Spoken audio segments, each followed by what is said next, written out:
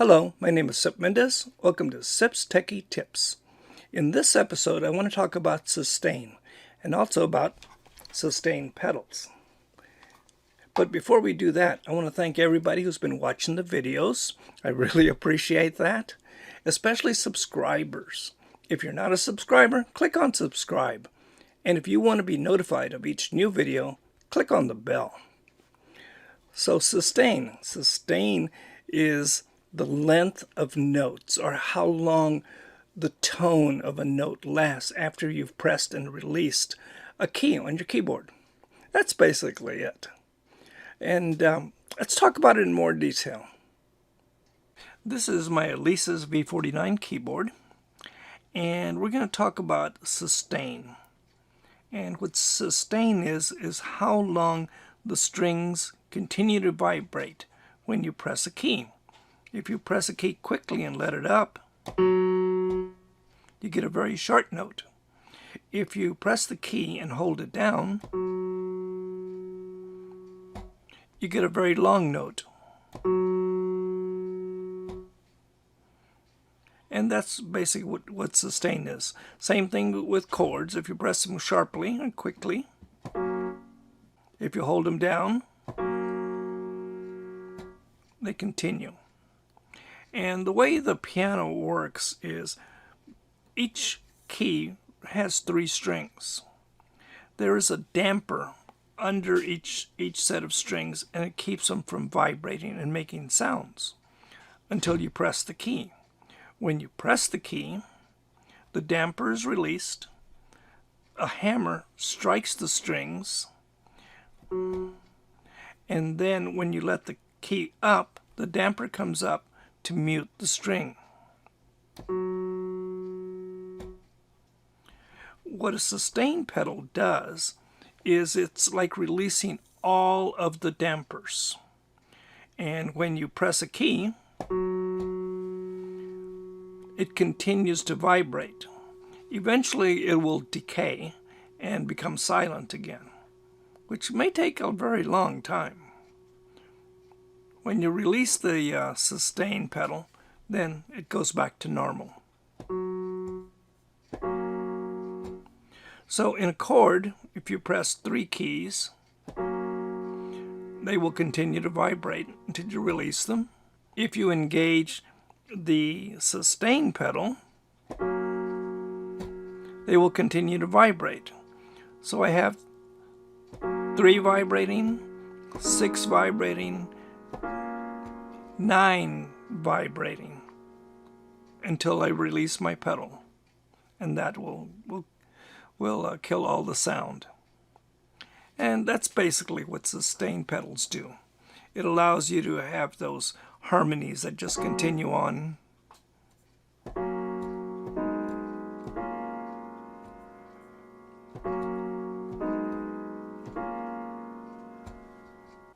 These are 2 common sustain pedals. This one is made by Yamaha, and this other one is made by Nectar. And you can see they are very similar in size and width and height, and as tall as they are, they're about very, very similar. The Yamaha is plastic. It's got metal screws there, but the top half and the bottom half are plastic. It has a rubber pad on the bottom that helps it from skidding around. The Nectar is much heavier. This feels very light. This is much heavier. The top is made of metal. The bottom half is made of metal. Has metal screws. Has a rubber pad on the bottom and a rubber pad on the top. So that keeps them from moving around on the floor, and this gives a better grip, or maybe a better feeling on the foot or shoe. They don't move very much. There's a switch inside, and when you squeeze it, it closes the switch. And so they only move about maybe a little bit over 1/4 of an inch, 1/2 an inch at the most, which would be about a centimeter. And this one the same way, moves about 1/4 inch, maybe 6 to 8 millimeters is all. There are two types. There's one where it's an open switch, and when you press it, it closes. There is another type that's closed all the time and opens when you press it. And so those are the two types. This one does not, there has no switches, has no external switches or way to change it. They both have 1/4-inch connectors. There's only two conductors. It has a sleeve and a tip, and that's all. They're 1/4-inch, or about 6 millimeters, maybe 6.35 millimeters, I think is the conversion on that. And they plug into the back of your MIDI or keyboard. And again, talking about the switches, I know some people have bought it, and it's happened to me, that I plugged it into the back of my keyboard, and it worked reverse. That is, when I went to play it, the keys went on forever. When I stepped down on it, then the keys closed and the keyboard acted normally, so it was working in reverse. This one has a switch, and this switch can be moved left or right, and it reverses the function. So it changes it from a open all the time to a closed all the time pedal. These sell for about 15 to about 25 United States dollars. Here are a few more sustain pedals, and these look more like the pedal you might find under a full-size piano or an upright.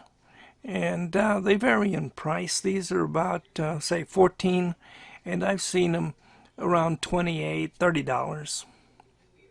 This is my Alesis B49 Editor for my keyboard. And when I first got my sustain pedal, it was working backward. So I plugged it in, and anytime I hit a note, the key went on forever. It just sustained. And then when I pressed the pedal, the notes ended, like it normally should. The pedal did not have a switch, and so I couldn't do anything to the pedal. Going through the editor, I found that if I came over here to sustain, these are the settings for the sustain pedal, and it was going on channel 1, which is normal, and pressed, I had to change it to 0, and released, I had to change it to 127. So I just reversed those two values. And this says, when the pedal is pressed, send a 0. And this says, when released, send 127. And then all I had to do was go up here to File, Hardware, and send it to update my keyboard, and it's worked fine ever since. Thank you so much for watching the video. I hope you learned something. I know I did. I really appreciate you watching the videos, and if you're not a subscriber, click on subscribe. If you want to be notified of each new video, click on the bell. And if you have a question or comment, leave it below. Until next time, take care.